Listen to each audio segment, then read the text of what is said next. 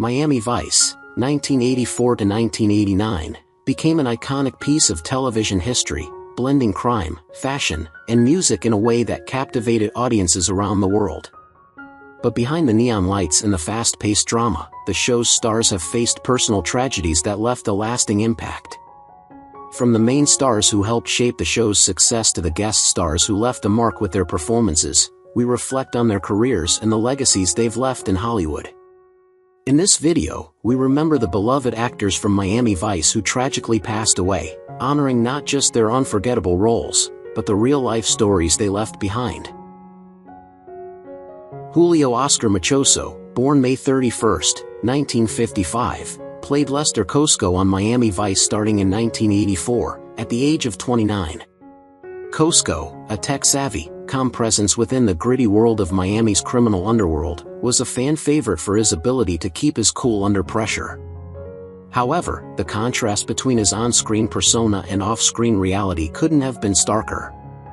While he seemed approachable and beloved by colleagues, the harsh realities of Hollywood left their mark. Julio struggled with the toxic culture of the industry, where typecasting often led to limited roles. Despite his talent, he battled with isolation, often feeling the weight of being overlooked for major parts. Personal challenges, including failed relationships, took a toll, as did his growing frustration with the industry's lack of opportunities for Latin actors like himself. What was once a promising career fizzled as roles dried up, leaving him to watch from the sidelines. His tragic death from a heart attack on November 25, 2017, at age 62, followed years of obscurity, a stark reminder of the cruelty Hollywood can impose on those it once embraced.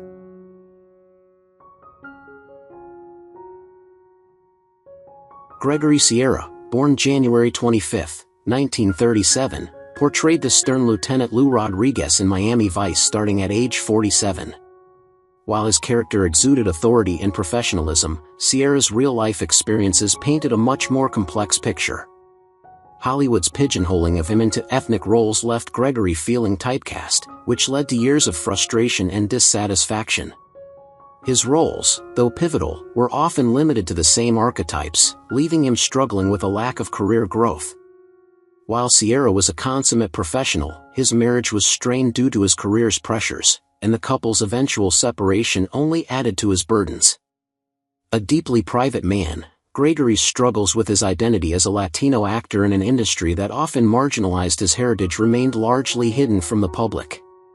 Though he garnered respect for his talent, Gregory's career never reached the heights it could have. He passed away on January 4, 2021 at age 83, having battled cancer, leaving behind a legacy of perseverance but also of quiet frustration with the system that held him back.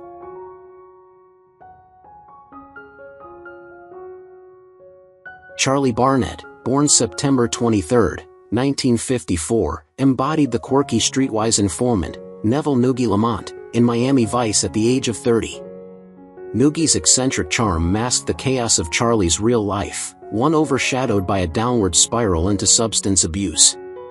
Barnett's promising career quickly soured as he succumbed to heroin addiction, a struggle that eventually took control of his life. Behind the laughter he elicited on screen was a man battling his demons in the shadows. His addiction led to erratic behavior, missed opportunities, and strained relationships with producers and co-stars. His promising career, filled with comedic potential, became a casualty of his spiraling drug dependency. Charlie's personal life was marked by a series of broken relationships, fueled by his inability to control his addiction. On March 16, 1996, at just 41 years old, Charlie's battle ended when complications from AIDS, contracted through his heroin use, claimed his life. His tragic demise is a stark example of the intersection between talent, addiction, and the often brutal consequences of fame.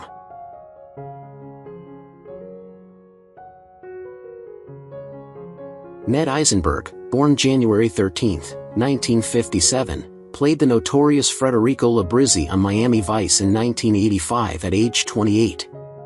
Known for his gritty portrayal of characters entrenched in Miami's criminal underworld, Ned's life mirrored the complexity of the roles he took on. Behind his professional exterior was a man struggling with chronic health issues, including the onset of serious illnesses that would shadow him for the rest of his life. His career was often overshadowed by his declining health, as his chronic conditions led to missed roles and dwindling opportunities. The pressures of dealing with health problems, coupled with Hollywood's often cruel rejection of actors who couldn't maintain peak physical condition, caused personal turmoil. His relationships were marked by tension and his health struggles made it difficult to maintain stable connections. While he garnered some success in television and film, his life was tragically cut short by complications from cancer. His death on February 27, 2022 at 65 was a tragic end to a promising actor whose life was marked by resilience in the face of overwhelming adversity.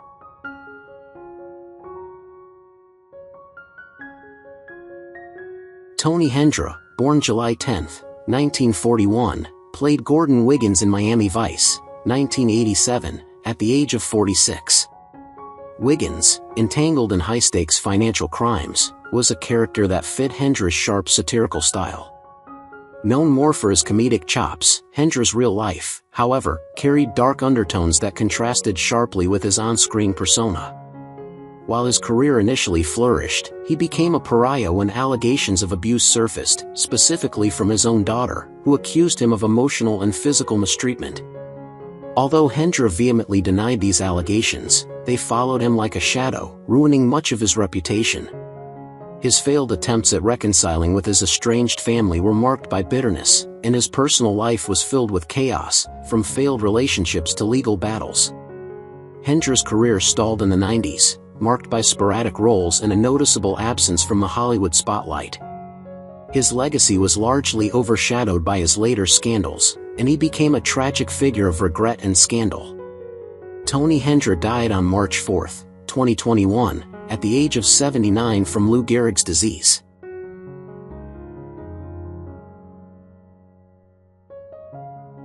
Dennis Farina, born February 29, 1944, played the menacing Albert Lombard on Miami Vice starting at age 40. Farina's transition from Chicago cop to actor was smooth, but his real-life reputation was far from polished. While he brought authenticity to his roles, his tough guy persona extended off-screen, where he earned a reputation for being abrasive and difficult to work with. His roles in crime dramas often mirrored his personal life, filled with volatile relationships and a hard-nosed approach to both acting and life. A series of broken marriages and estranged children reflected his inability to balance his career and family life. Dennis's addiction to the adrenaline rush of fame led to conflicts with both his co-stars and directors, leaving behind a trail of tension. In his later years, his health began to fail, a blood clot in his lung eventually causing his untimely death on July 22, 2013 at age 69. Farina's passing closed the book on a career defined by both his undeniable talent and the darker, more troubled aspects of his persona that few ever saw beyond the screen.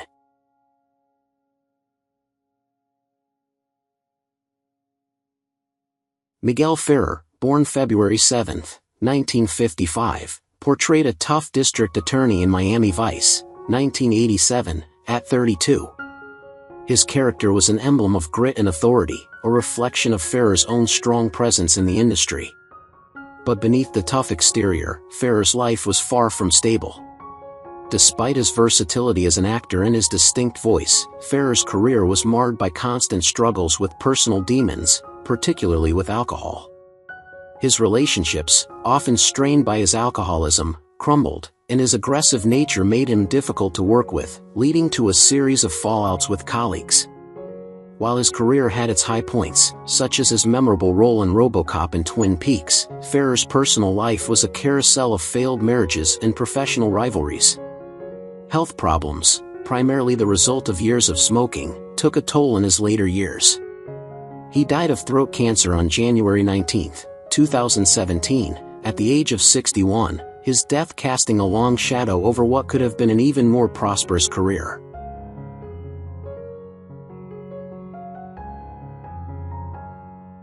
Shaun Elliot, born February 24, 1937, played Moya's cousin in Miami Vice in 1985 at the age of 48.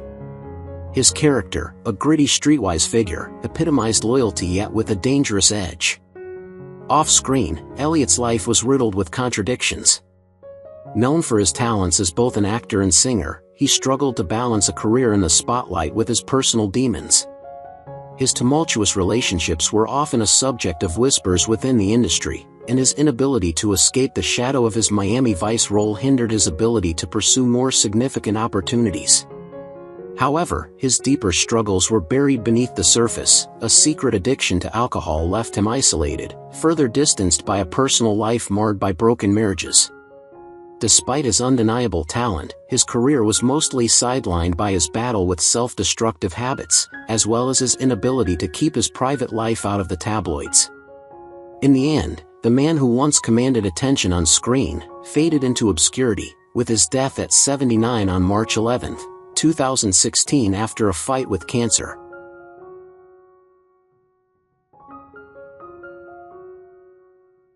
Jon Pledo, born December 29, 1950, played the cold and calculating El Gato in Miami Vice, 1988, at age 34. A master at playing both comedic and villainous roles, Pledo's career soared, but his personal life was a roller coaster of scandal and tension. Known for his work with the Coen brothers, Pledo was deeply respected in Hollywood, yet he had a reputation for clashing with producers and directors. These confrontations often came from his belief in artistic integrity, but they were also fueled by his volatile temper and struggles with substance abuse. Pledo's bitterness over being typecast as a bad guy also soured his view of Hollywood. His career, though notable, suffered as he became known for being difficult to work with. His personal life mirrored the chaos of his career, relationships were marred by his outbursts, and he found himself isolated from family and friends. On September 1, 2016, Pledo died of multiple myeloma at 65, a tragic end to a career filled with both brilliance and conflict.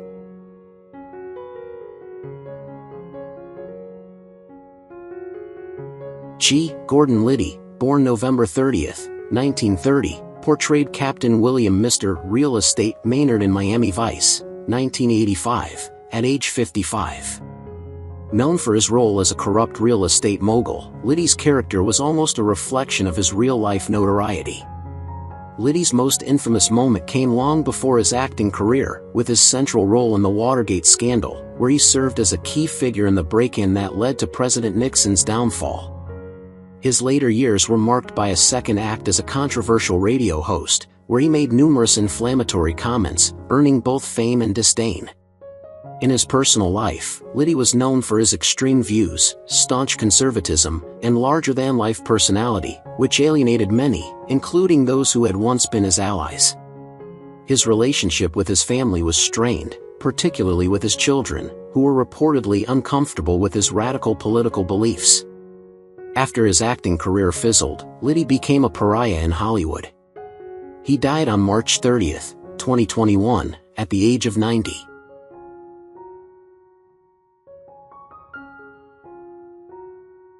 Michael Carmine, born March 6, 1959, played the troubled Mikey in Miami Vice, 1985, at 26.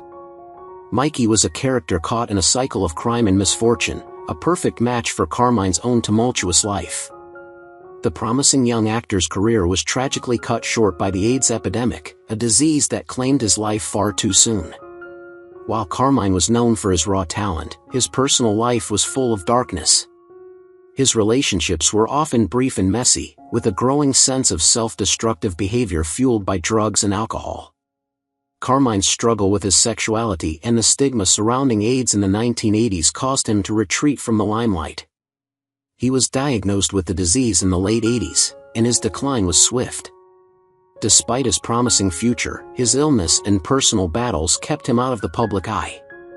Michael Carmine died on October 14, 1989 at 30, from heart failure due to AIDS complications, leaving behind a career that was tragically unfinished.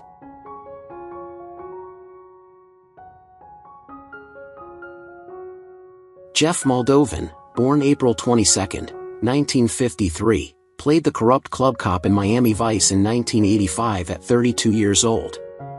His character embodied the seedy underbelly of Miami, an apt reflection of his own turbulent life.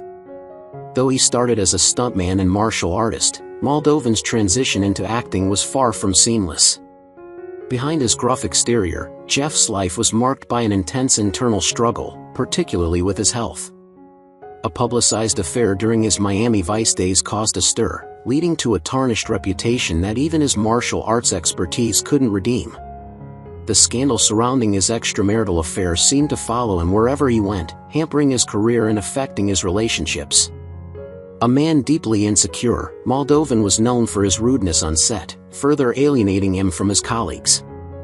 His life, however, would come to a tragic end, as he died at 60 on August 22, 2013 from a heart attack, following years of stress and health complications. In his death, few knew the true extent of the personal battles he had been fighting for decades.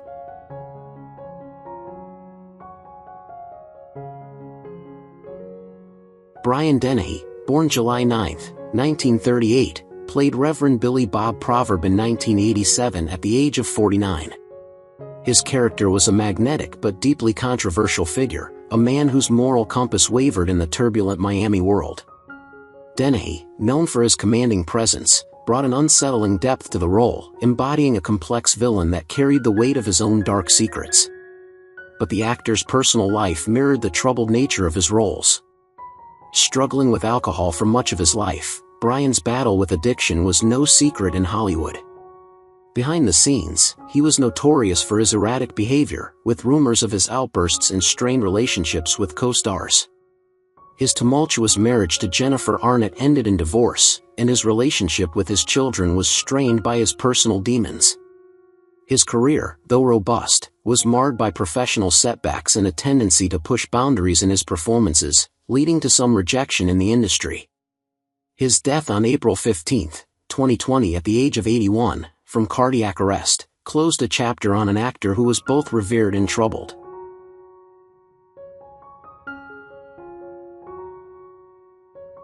John Matusac, born October 25, 1950, played Lasco in Miami Vice in 1987 at the age of 37. Known for his towering presence both on and off screen, Matusac's portrayal of Lasco, a menacing figure, seemed a natural extension of his own tumultuous life. Matusac's past as an NFL player was full of reckless behavior, and his transition into acting was rocky. He became infamous for his destructive tendencies, including a reputation for severe partying, substance abuse, and volatile relationships. His career floundered as a result of his personal demons, and many believed his rough exterior hid a deeply troubled man. As the years wore on, Matusac's life spiraled further out of control, leading to estrangement from loved ones and a short-lived Hollywood career. His health, compromised by years of heavy drinking and drug use, ultimately led to his death from heart failure at 38 years old on June 17, 1989. His passing shocked many, but to those who knew him, it was an inevitable end to a life lived in the fast lane.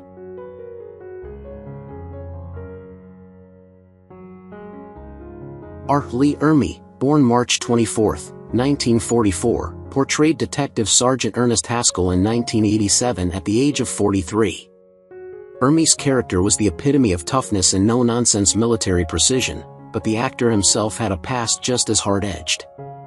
A former Marine, Ermey's role in Full Metal Jacket made him a Hollywood staple for military characters, but he struggled with being typecast. While his roles were often iconic, they were overshadowed by a personal battle against anger management, making him a polarizing figure on set. His volatile temper and stubbornness were notorious, with rumors of him clashing with directors and co-stars, particularly over his strong opinions on military portrayals.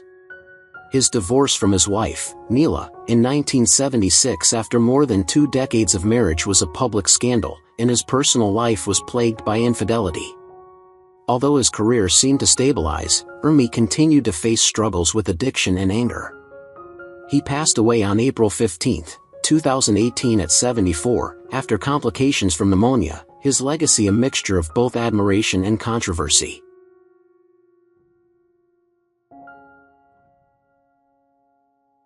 Scott Plank, born November 11, 1958, portrayed Detective Glenn McIntyre in 1987 at the age of 29.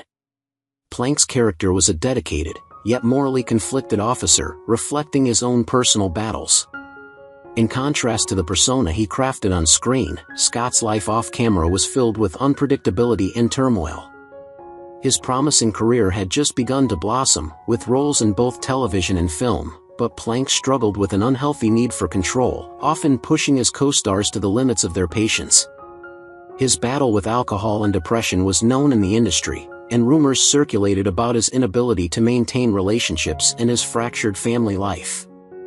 The tragic end to his life came at the hands of a car accident on October 24, 2002, when he was only 43. His death was a shock to many who had witnessed his potential, but also a tragic reminder of the unspoken demons many stars fight in silence.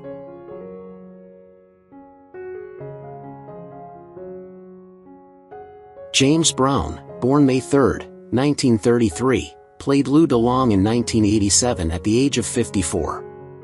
A smooth, charismatic character who embodied the slick world of Miami Vice's criminal elite, Brown's own life was anything but smooth. The godfather of soul had an unparalleled career in music, but his personal life was riddled with scandal. Brown's violent tendencies came to light in several highly publicized incidents, including accusations of domestic abuse, a tumultuous marriage to his third wife, and multiple arrests. His legal battles were as well known as his hits, including the infamous 1988 police chase that landed him in jail.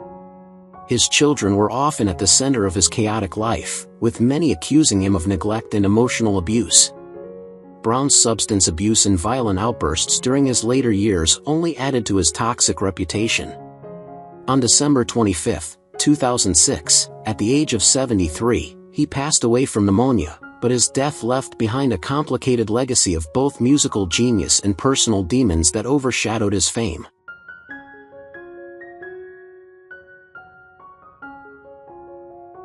Hank S. Inger, born March 22, 1940, played Inspector Nguyen Van Tron in 1987 at the age of 47. A survivor of the Khmer Rouge regime, Inger's resilience on screen was matched by the resilience he showed in life. However, his journey was far from a fairy tale. After surviving unimaginable trauma, he found some solace in acting, winning an Academy Award for his role in The Killing Fields. Yet the man who once portrayed hope and defiance carried with him deep scars that left him emotionally distant. His personal life was marked by tragedy, with his marriage to his wife, who was also a survivor, unraveling over time. But the ultimate tragedy struck on February 25, 1996, when Inger was senselessly murdered at 55 in a botched robbery. His death, still shrouded in mystery and heartbreak, left a void not just in Hollywood but in the hearts of many who admired his courage and grace despite a life marked by struggle.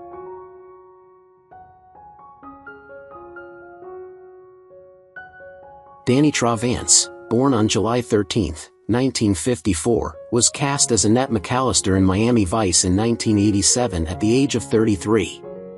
Vance was known for her vibrant energy and comedic timing, but her career was far from smooth. Annette McAllister was a character who stood out for her boldness, much like Danny herself.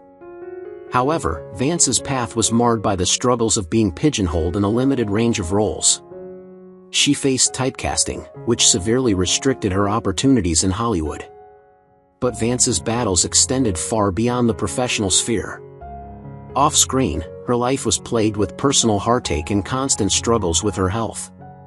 Her life ended prematurely at the age of 40, and many believe her ill-fated health, Danny fought a fierce battle with breast cancer, was only exacerbated by the pressures of her career. Her untimely death on August 21, 1994 at 40, left a void in Hollywood, and rumors swirled about her being unappreciated in her prime, with insiders claiming she had been ignored by the industry just when she was about to break free from her typecast image.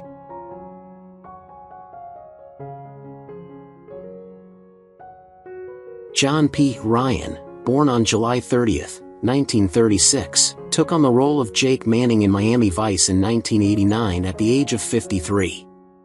Manning was a gruff, no-nonsense character, mirroring Ryan's own intense acting style. Known for his gritty portrayals of hard-edged characters, Jon's career spanned decades, but it was never without its struggles. He had numerous failed ventures and often found himself relegated to secondary roles, despite his formidable talent. Ryan's personal life was just as turbulent. His relationships were marked by infidelity and public disputes, and his marriage was notoriously volatile. Jon was often seen as a deeply troubled man, and his own self-destructive tendencies caught up with him. By the time he died at 70, Ryan had endured a series of personal losses and health issues. It was a stroke that ultimately ended his life on March 20, 2007, but many in Hollywood believed his downward spiral began years earlier, fueled by emotional wounds and professional disappointments that he never fully overcame.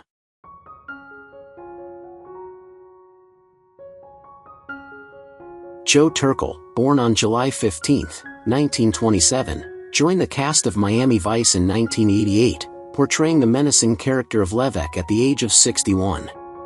Known for his chilling roles, Turkl was an actor who thrived in villainous parts, and his portrayal of Levesque was no different. He was a dark and complex presence. Despite his skill in playing sinister figures, Joe's career was plagued by the typecasting that confined him to roles as the villain or side character, and despite his impressive career in cult classics like The Shining and Blade Runner, his personal life was an open secret full of turmoil. Turkl's darker moments included a long battle with alcohol and the strained relationships that accompanied it. There were whispers about his volatile temper on set and difficult behavior when dealing with co-stars, making him unpopular in certain circles. His legacy, however, was overshadowed by the internal chaos that consumed his later years. Joe passed away on June 27, 2022, at the age of 94, his death attributed to liver failure, a condition linked to his prolonged struggles with alcoholism.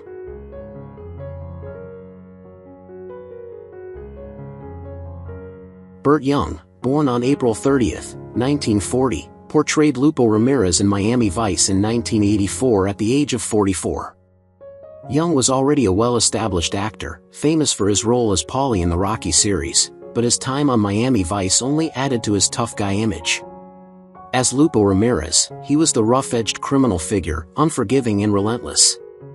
But off-screen, Bert's life was far from glamorous.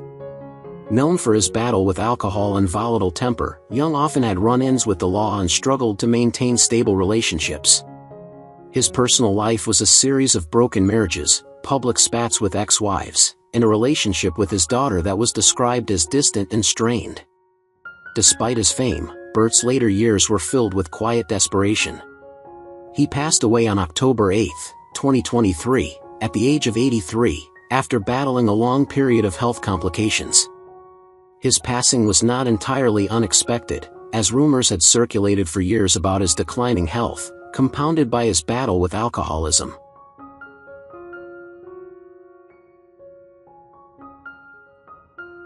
Margaret Whitten, born on November 30, 1949, joined Miami Vice in 1984 at the age of 35, playing Cassie Bramlett.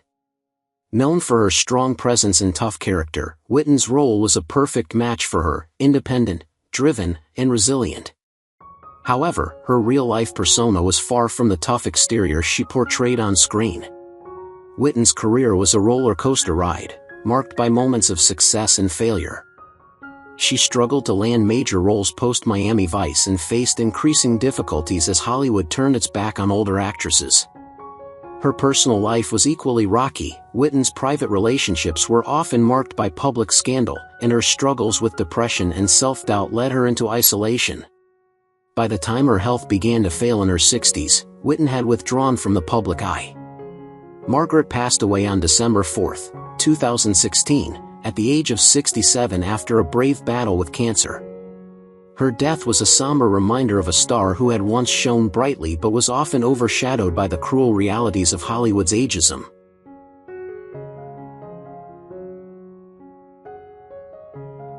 Who's your favorite character in Miami Vice? How do you feel knowing that the actors have passed away? Feel free to leave your thoughts in the comments below. If you enjoyed this content, don't forget to like, subscribe to the channel, and hit the bell so you don't miss future videos. Thank you so much.